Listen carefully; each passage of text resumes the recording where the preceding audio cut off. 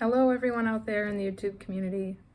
This is the first video that I've ever made, so I hope that people will find it interesting. I'm going to be talking about some really odd things that have happened in my life. I think that's probably going to be the focus of a number of videos that I'd like to do, and I'd like to put it out there to find out how many other people in the YouTube community have had similar experiences, or even just for my family and friends and my son, who right now is 6, and kind of put it out there for posterity. So maybe in the future he could watch this to entertain himself, or inevitably when I'm not on this earth anymore, he could have that to go back and watch and, I guess, relive some memories or remember me. So anyway, I'm going to be talking about some unidentified flying objects that I had seen while living in Pennsylvania.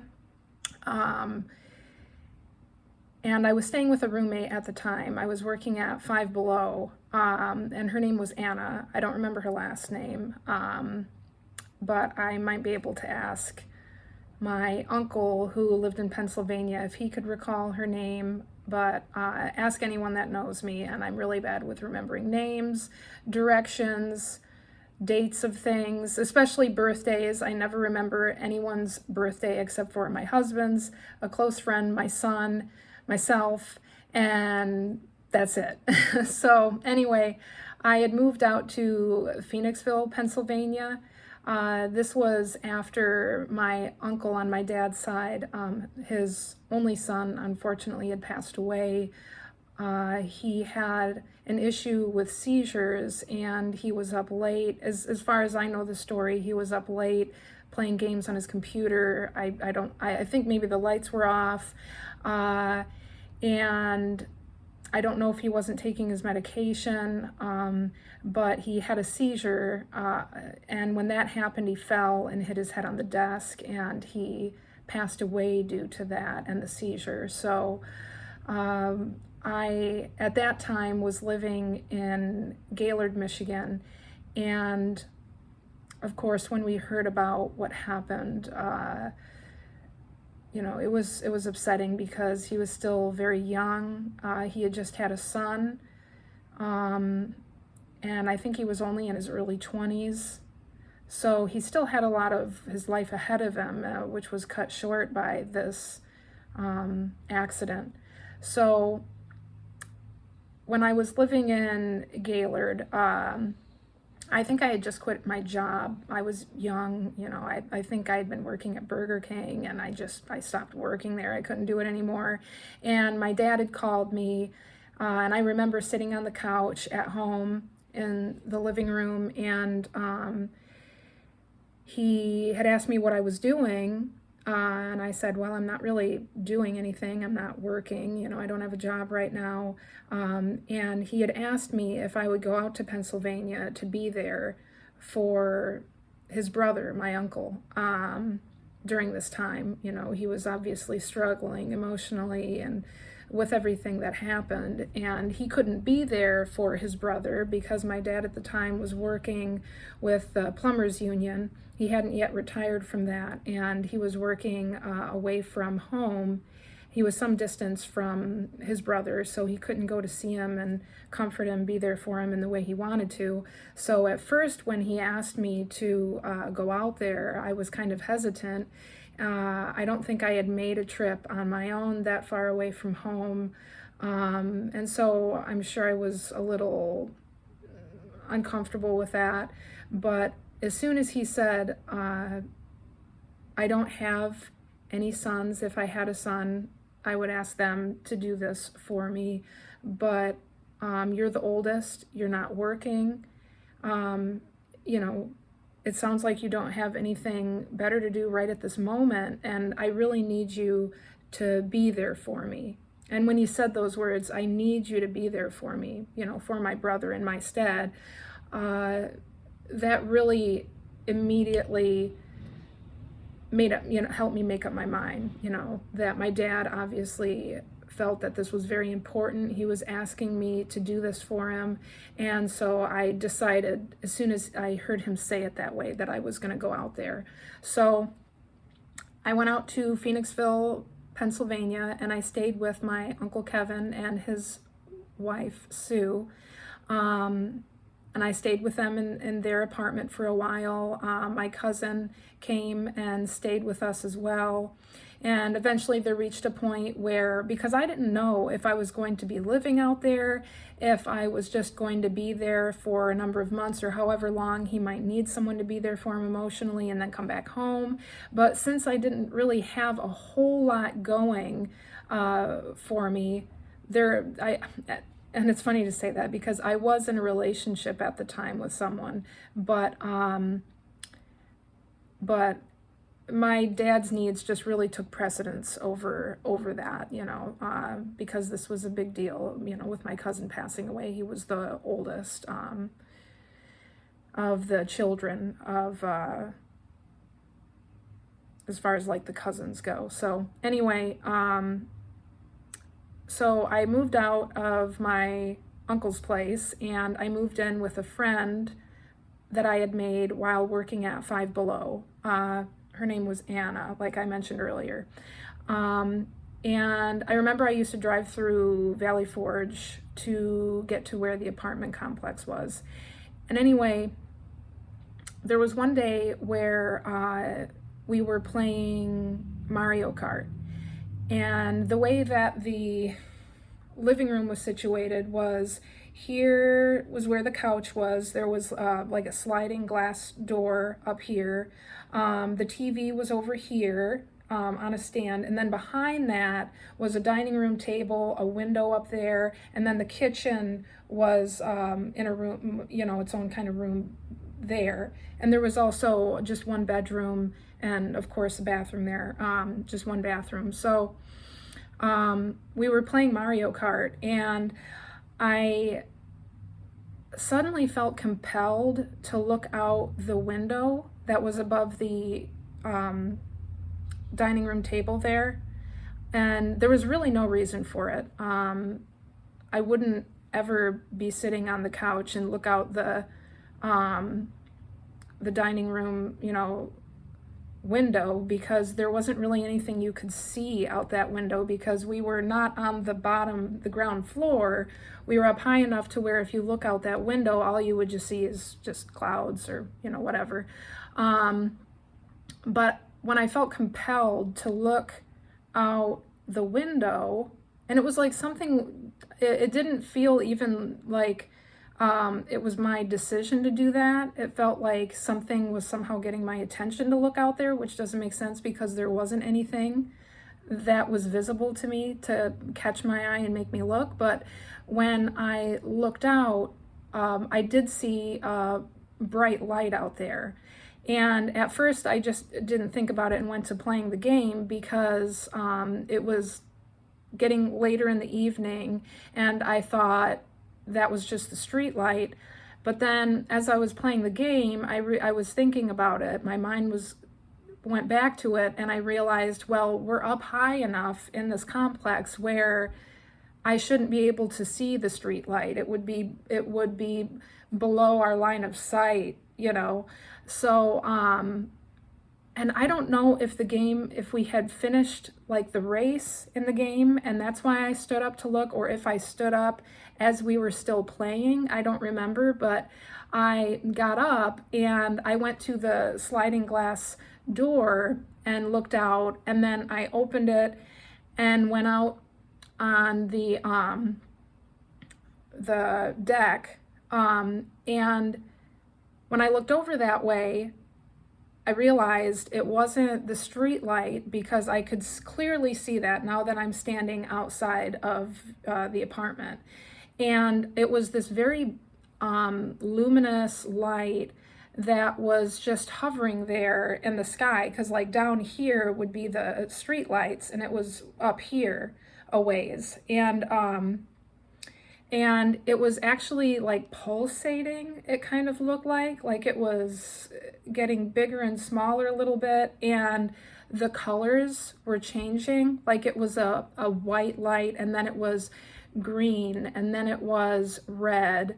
And those are the main colors I think that I remember standing out. But anyway, it's like pulsating and changing color. And then as I'm looking at it, it changes from one single light to three lights, like a triangular shape with one light in the front and two in the back.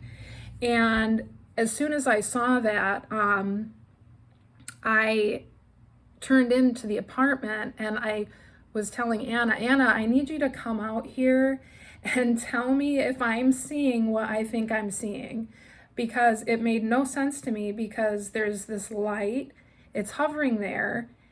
Why did it change from one light into three lights and change color like that? There was no sound. It wasn't even moving, really. It was just suspended there in the air. And so she comes out onto the deck, and I don't know if like deck is the right word, why I'm pausing there, but anyway, whatever you want to call it, porch deck. And she's looking at this with me, and I'm saying, are you seeing this? And she says, yeah, I don't know what the hell that is.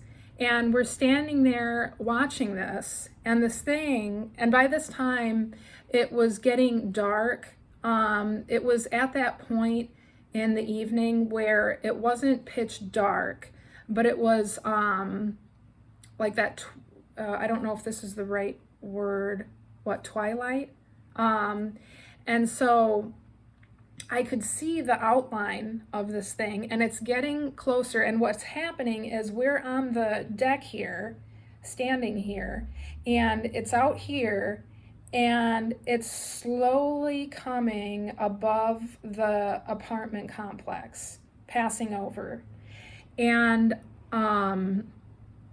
I was freaking out, as Anna was, and I had a disposable camera at the time that I had taken with me when I went to visit family up north for Christmas. And I hadn't used up all of the pictures on it. So I still had some on there. So I ran in to get it, because I wanted to have evidence of what I was seeing. I thought this was a huge deal, because it was making no sound. It was totally silent. And I didn't know what this was. I'd never seen anything like this before. So I ran in, got my disposable camera, okay? And I remember also being terrified, because it was so low above the complex. I mean, and you could see the outline of this thing and the lights on each corner of it, you know, changing color, pulsating. And as it was passing over top of us, and I had my camera, I remember like being so terrified, because I was really scared that I was going to see something.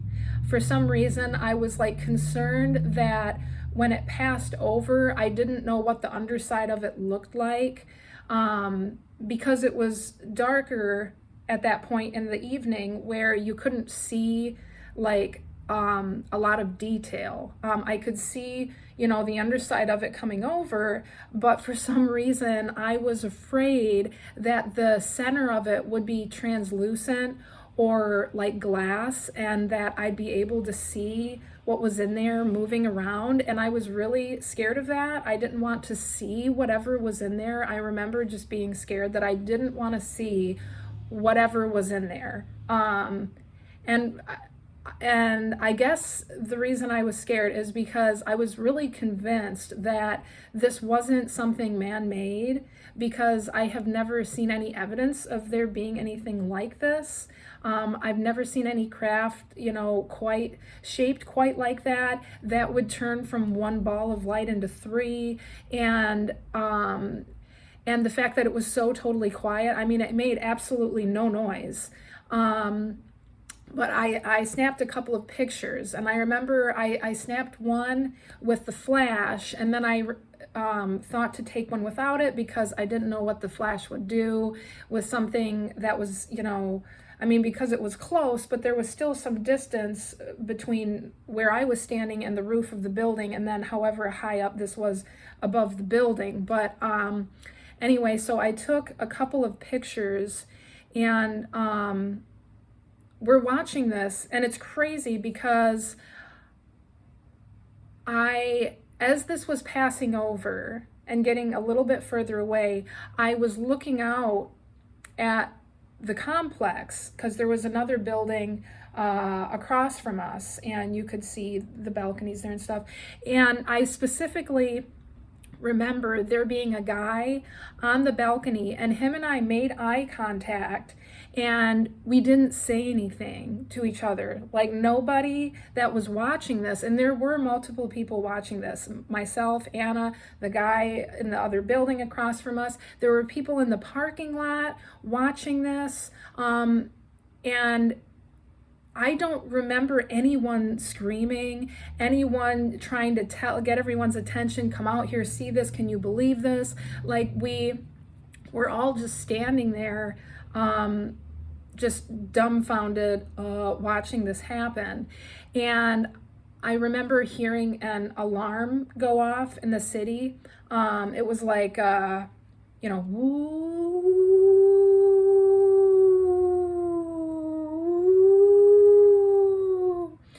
And shortly after that alarm went off, I was checking the time over here. I have to pick my son up in a little while. So,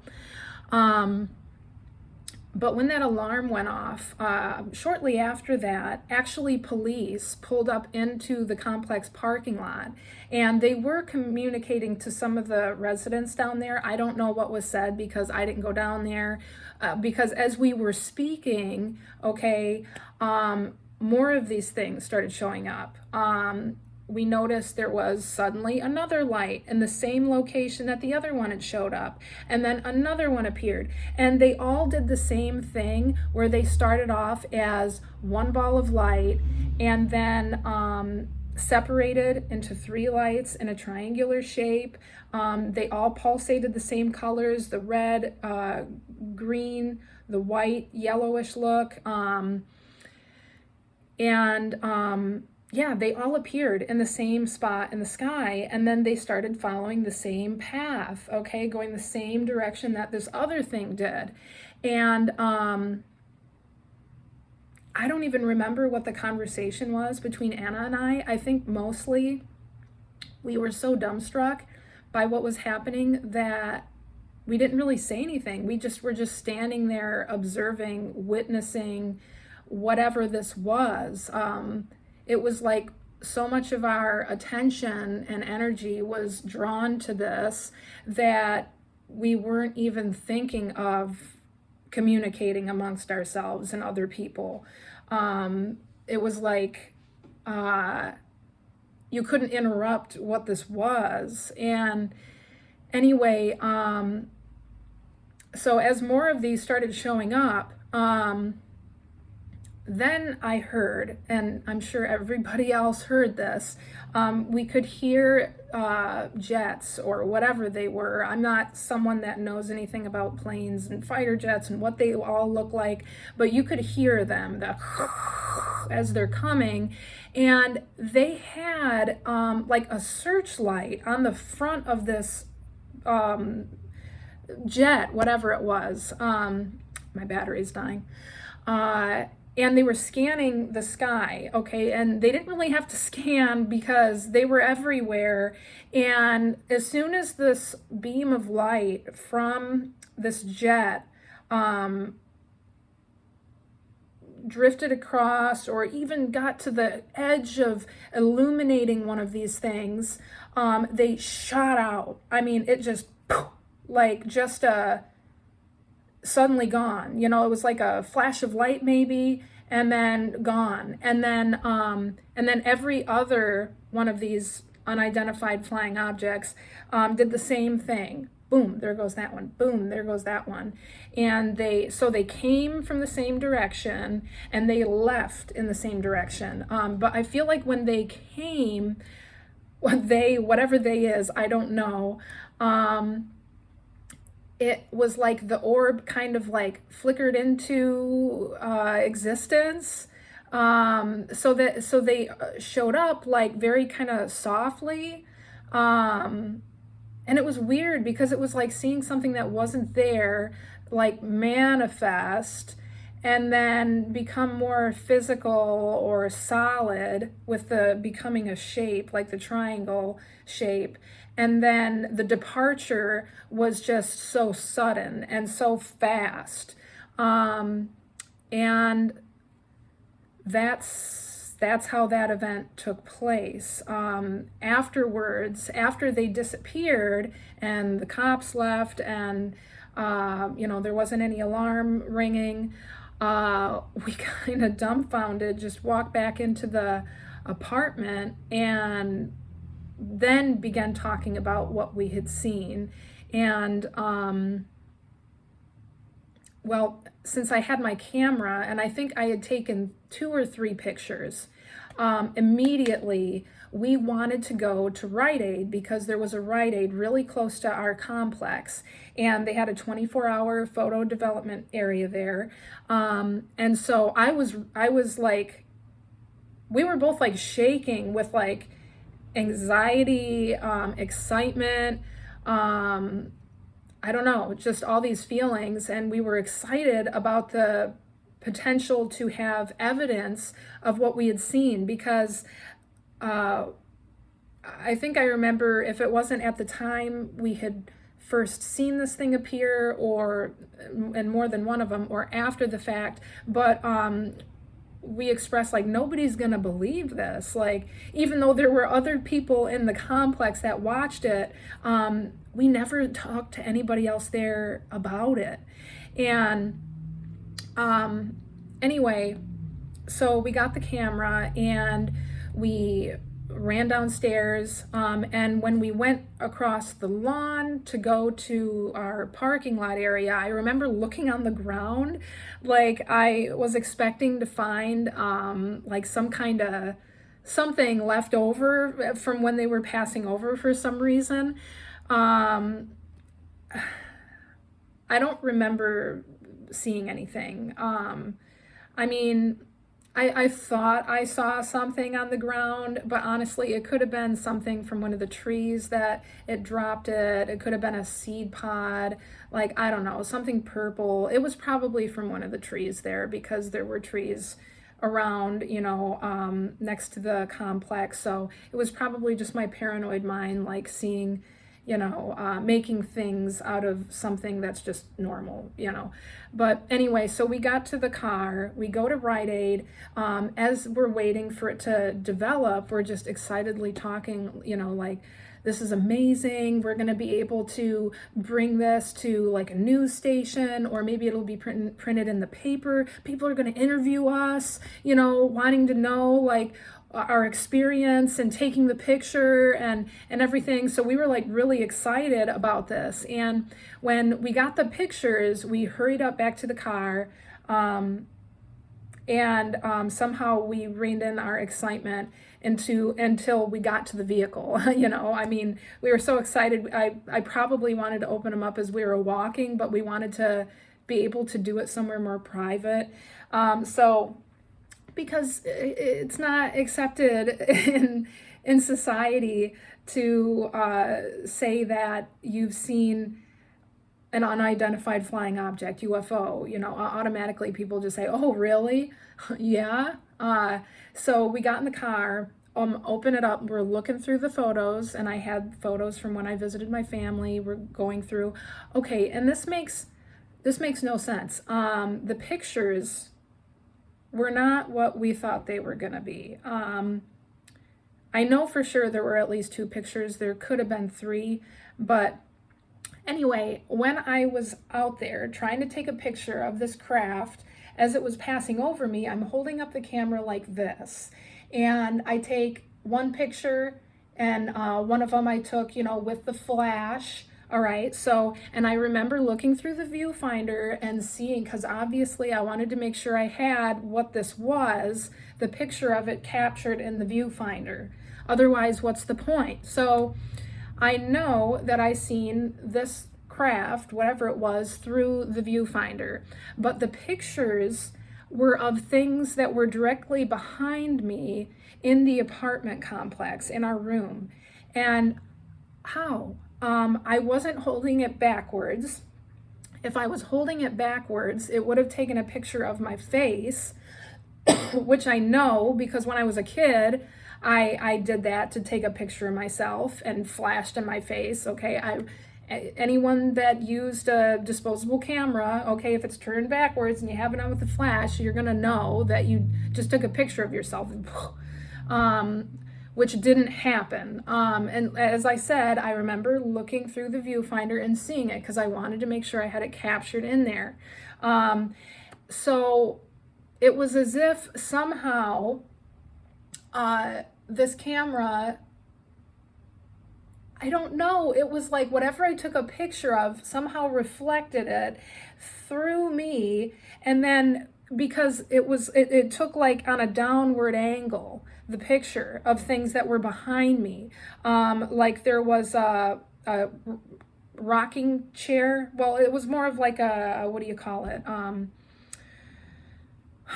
like a lazy boy, and there was a lampstand next to that. So there was as I was describing earlier, there was a couch here that we were sitting on and playing video games. Well, the lazy boy chair was here, and then there was a lampstand next to that.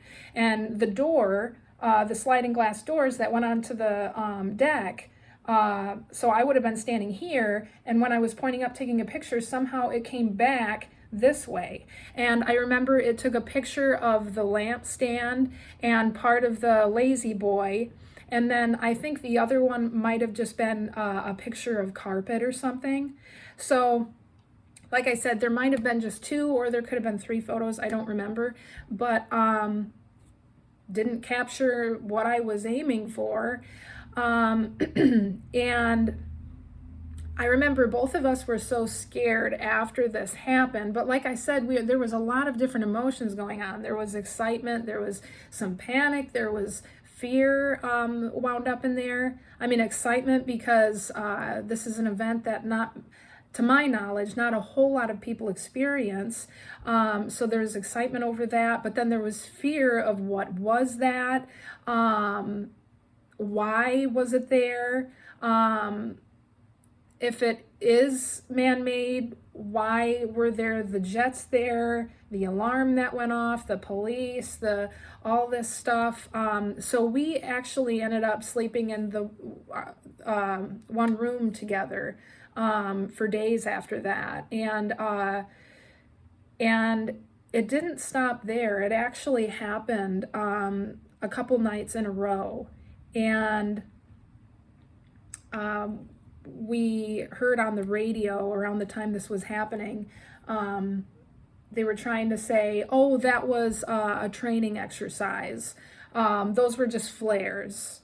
And I remember hearing that on the radio, and we immediately knew this was bullcrap, because how does a flare, okay, sit there in the sky for, I don't know how long it was. It had to have been like a minute, or more, totally unmoving, and then change it, and then change color, okay, be changing like yellow, red, green, and then become 3 flares, okay, and then become a physical, object shaped like a triangle that's hovering over. No, it was not flares. That was not a training exercise. If it was a training exercise, it had nothing to do with flares, or any flares that I know of or have ever seen. I don't know of flares that can do that. And like I said, it happened a couple nights in a row. The next night it happened, I was actually an assistant manager at Five Below. So I was closing, and Anna called me and said that it was happening again. That I remember that's how she said it. She's like, Katie, it's happening again. And I was mad about the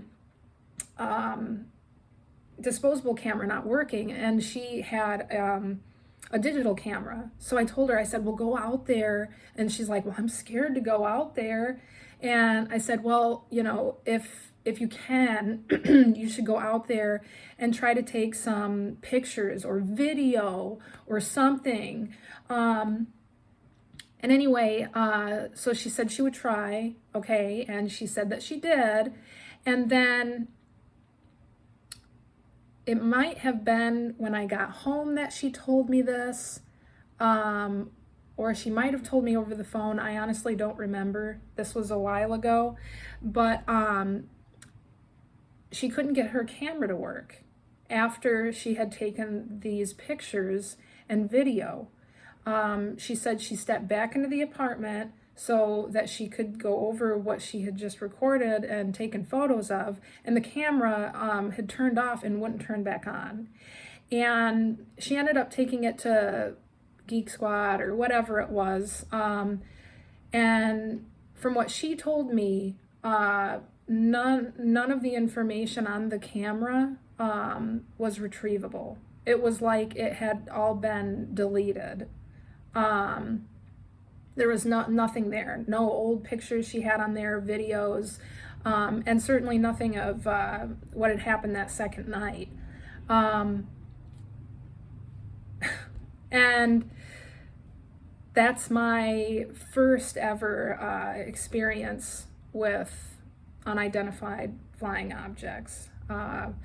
And I wanted to share that, like I said, just to find out how many other people out there may have had a similar experience. Also, if people want more details, if anybody watches this, I'd be more than happy to give more details that I can. I don't have a great memory, like I said, for dates, times, names, I mean, things like that, directions. So depending on if anybody comments on this and wants more information, I could ask my uncle who I was staying with, because he could probably tell me where that apartment complex was located, around like what year, time of the year it was, and I don't know, things like that. He might be able to give some more clarifying details like that if I speak with him about it. But yeah, so has anyone else out there seen anything like this? And if you have, what was your experience of it? Yeah, so just let me know in the comments what you think. And like I said, if anybody out there wants more details, I'll be happy to do another video. So this is just part one of a series that I'm going to do of strange things that have happened in my life, and maybe I'll even talk about strange things that have happened to family members, because there've been a lot of odd occurrences. Maybe other people know what that's like out there. So anyway, thanks for your time, taking some time out of your day to listen to this, and I hope you guys are having an awesome day, and I guess I'll see you some other time soon. All right, bye.